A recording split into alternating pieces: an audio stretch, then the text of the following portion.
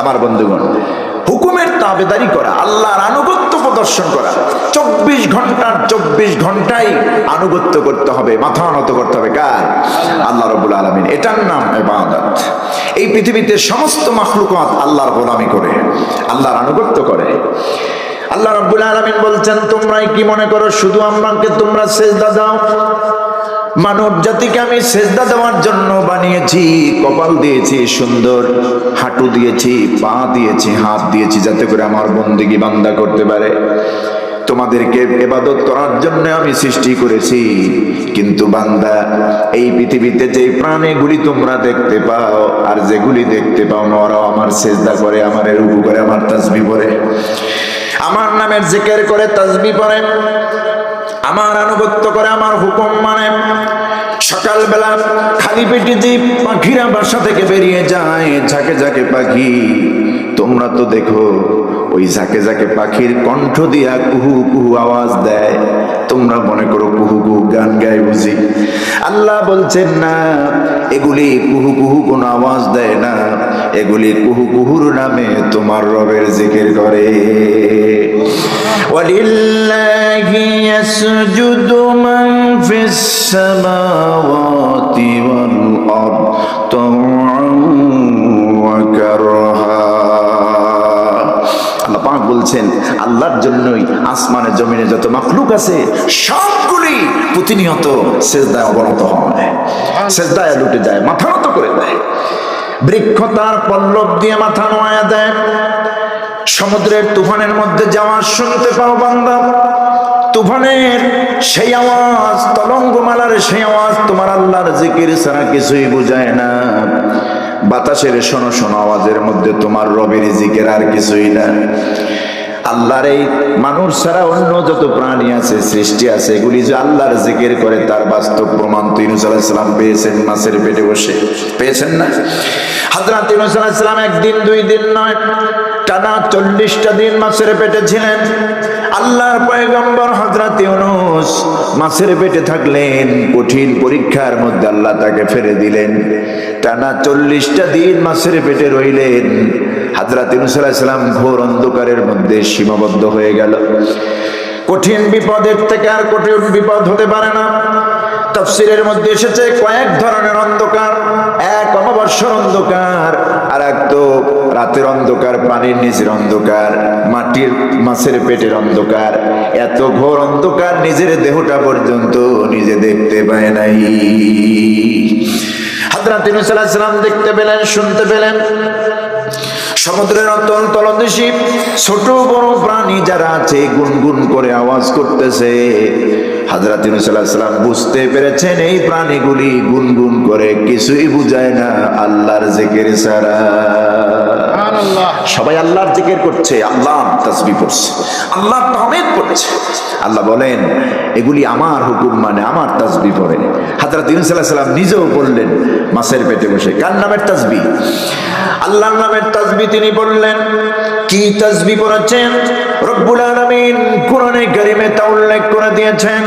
तमाम পৃথিবীর মানুষের জন্য আল্লাহ পাক কোরআনে তা কোট করে দিলেন। আমার ইউনূস আমার বিপদে পড়ে মাছের পেটে বসে আমাকে স্মরণ করে যা বলছিল সেটা হলো এই। হযরত ইউনূস বলেছিল, লা ইলাহা ইল্লা আনতা সুবহানাকা ইন্নী কুনতু মিনাজ জালিমিন। আমার ইউনূস এই তাসবিহ পড়েছিলেন, আমার বরত্ব ঘোষণা করেছিলেন। আর আমার ইউনূস আল্লাহর কাছে, আমি আল্লাহর কাছে সাহায্য চেয়েছি। আমার ইউনূস একটা বার দুইটা বার এই তাসবিহ পড়েন নাই। তাফসীরের বর্ণনা এসেছে 40 দিনে মিনিমাম 24,000 বার এই তাসবিহ ইউনূস আলাইহিস সালাম পড়েছিলেন। আল্লাহ এত খুশি হয়ে গেলেন। 40 দিন যখন পেরিয়ে গেল, আল্লাহ পাক ইউনূস আলাইহিস সালামকে সাড়া দিলেন আর জানাই দিলেন, ইউনূস আর তোমারে বিপদে ফেলবো না, তোমার পরীক্ষা আমি খুশি এবং তোমাকে মুক্তি দিচ্ছি। হযরত ইউনূস আলাইহিস সালাম ডাক দিলেন আল্লাহকে। কাকে ডাক দিয়েছেন? আল্লাহকে। যত মুসিবতে পড়েন ডাকবেন আল্লাহরে। পৃথিবীর কোনো মেম্বার, চেয়ারম্যান, এমপি, মন্ত্রী কারো কোনো খাওন নাই, কারো কোনো ক্ষমতা নাই, ঠিক কিনা? দেখেন না মানুষের ক্ষমতা, ডেট শেষ, পালানোর পালা। কথা বুঝতেছেন? কেউ আবার একটা রাষ্ট্রপতি, রাষ্ট্রের প্রধানমন্ত্রী 40 মিনিট টাইম পায় না নিজে গুছানোর জন্য। তাহলে কারে আপনি মানবেন? কার ক্ষমতা আছে? আন্নাল কুওয়াতা লিল্লাহি জামিআ, সবটুকুন ক্ষমতা আমার আল্লাহর হাতে। সব ক্ষমতার মালিক আল্লাহ। ফাআলুল লিমা ইউরিদ, তিনি যা ইচ্ছা তাই করতে পারেন। কিন্তু দুঃখ হলো ওরা বিশ্বাস করে না। ওরা মনে করে জনগণ ক্ষমতার উৎস। জনগণ ক্ষমতার উৎস এই কথা যারা বলবে তাদের মধ্যে শিরকিয়াতের গন্ধ আছে, ঠিক কিনা? জমিন তো আল্লাহ, জমিন কার? আমরাও আল্লাহর গোলাম। জমিন যেহেতু আল্লাহর জমিনে আল্লাহর আইন চলবে, এটাই আইন, এটাই বিধান। আল্লাহুল খালক ওয়াল আমর, সৃষ্টি যার, আইন চলবে তার। কিন্তু এই জালেম গোষ্ঠী, পৃথিবীতে যারাই জালেম হয় এরা কিন্তু আল্লাহর বিধানকে পরোয়া করে না, তোয়াক্কা করে না। কিন্তু শেষ পরিণতি এদের ফিরআউনের মতোই হয়। ফিরআউনের মতোই শেষ পরিণতি এদের হয়। কেউ আধা ঘন্টা টাইম পায় না, কেউ 40 মিনিট টাইম পায় না, কেউ বা খাবারের টাইমটাও পায় না। আল্লাহ পাক সেই সুযোগ ওই ফিরআউনের জাতিদেরকে দেন না। আমার বন্ধুগণ, এই কোরআনে কারীম আল্লাহ পাক মোট 74 বার ফিরআউনের নাম নিয়েছেন। কয়বার? 74 বার। খুব পছন্দ করে নাকি? ফিরআউন খুব ভালো মানুষ, ঘৃণা ভরে নিয়েছেন, 74 বার নিয়েছেন। হযরতে মূসা আলাইহিস সালামকে কি পরিমাণ যন্ত্রণা দিয়েছে, ইসলামকে কতটা কটাক্ষ করেছে, ইসলামকে কতটা টর্চারিং করেছে। 74 বার নাম নিয়েছে ফিরআউনের আল্লাহ পাক। আমার বন্ধুগণ, সেই ফিরআউন কেমন শরীর সমাধি করা হলো আজও পর্যন্ত মিশরের রাজধানীতে। আর দেহটা, ওই ঘৃণিত দেহটাকে আল্লাহ পাক রেখে দিয়েছেন। কোনো ওষুধের প্রয়োজন হয় না, মেডিসিনের দরকার হয় না, পচেও না, গলেও না, কার ইশারায় ওই মিশরের জাদুঘরে অন্য যা আছে ওগুলির উপরে মেডিসিন দেওয়া লাগে, ওষুধ দেওয়া লাগে, কিন্তু ওর মধ্যে দেওয়া লাগে না ফিরআউনের উপরে। এমন ভাবে খিল মেরে দিয়েছেন আল্লাহ, আর ওষুধের দরকার নাই। কিয়ামত পর্যন্ত অক্ষুণ্ণ থাকবে, অক্ষয় থাকবে পৃথিবীর নব্য ফিরআউন যাতে তৈরি না হয় পৃথিবীতে। কিন্তু সমস্যা হলো আমরা ইতিহাসের সবচেয়ে বড় কথা হলো ইতিহাস থেকে আমরা শিক্ষা গ্রহণ করি না, ঠিক কিনা?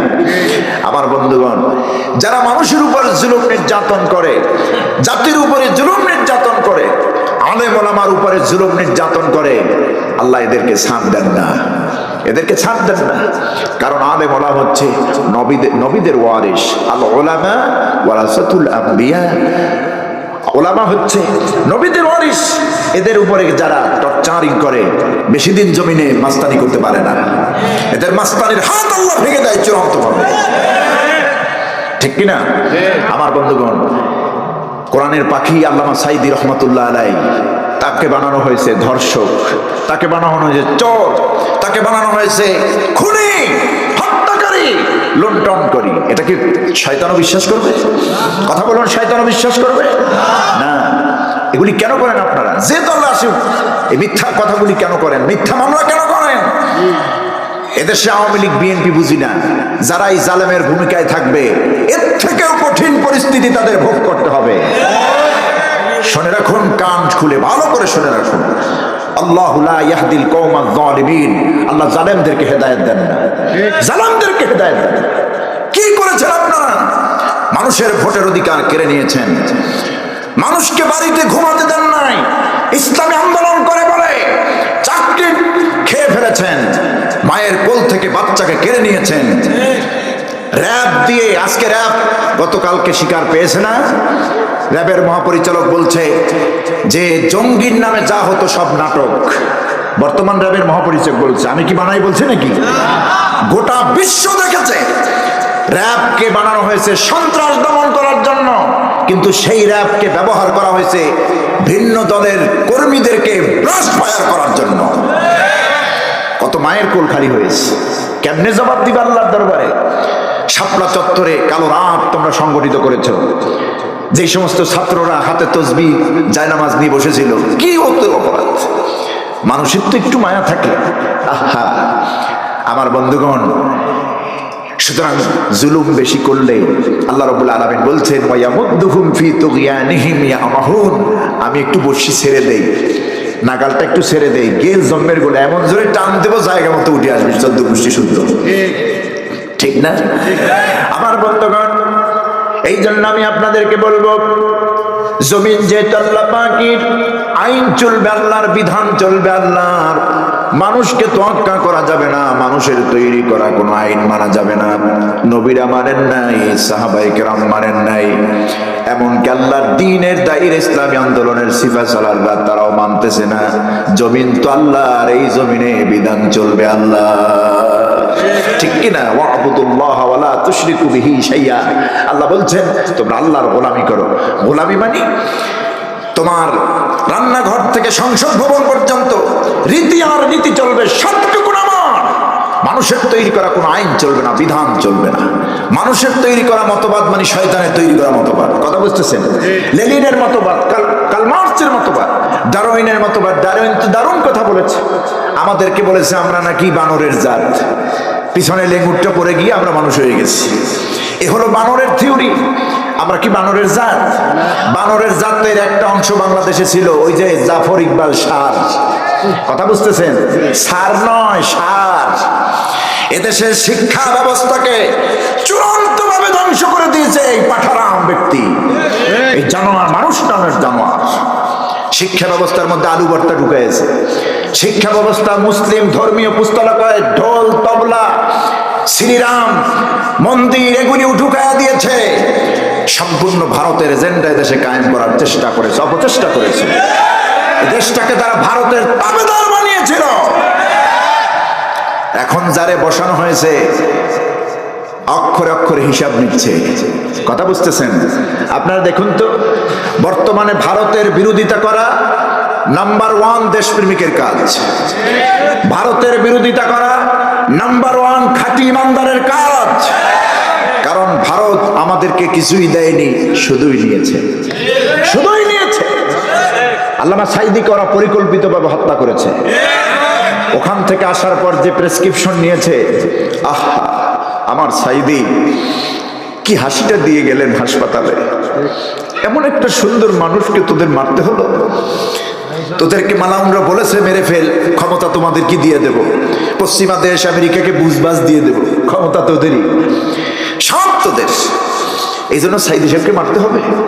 ফাঁসি তো দিতে পারে নাই, এখন কি বলে মারবে? ওরে মার, তারপরে দেখা যাবে। আমার বন্ধুগণ, আপনারা কি ভেবেছেন একজন আল্লামা সাঈদীকে হত্যা করে ইসলামকে নিভিয়ে দিবেন, কোরআনের আলোকে বন্ধ করে দিবেন? না, পারবেন না।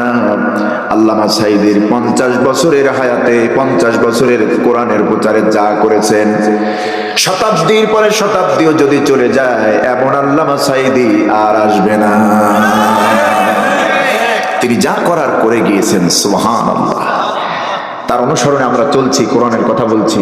আজকে ঘরে ঘরে প্রতিটা জেলায় জেলায় আল্লামা সাঈদীর সৈনিক তৈরি হয়েছে। কেমনে তোমরা থামাই রাখবা? এটা তো থামানোর জিনিস নয়, থামানোর বিষয় নয়। আল্লাহ বলছেন কোরআন আমি হেফাজত করবো, নাজিল করলাম আমি, হেফাজতের দায়িত্ব আমার, হেফাজতের দায়িত্ব আমার। কোরআনের দলকে তোমরা ব্যান করো, কোরআনকে বাদ দাও সমাজ থেকে। কোরআন যদি জায়গা মতো যায়, টেন্ডারবাজি চলবে না, ঘুষ বাণিজ্য চলবে না, অর্থ বাণিজ্য চলবে না, চুরি চলবে না, লুটপাট চলবে না, দেশের টাকা বিদেশে পাচার চলবে না। এগুলি বন্ধ করবে কিসে? কোরআনে। এখন কোরআন তো আমি চাইবো না, কারণ এগুলি কোরআন যদি চাই তাহলে এগুলি তো করা যাবে না।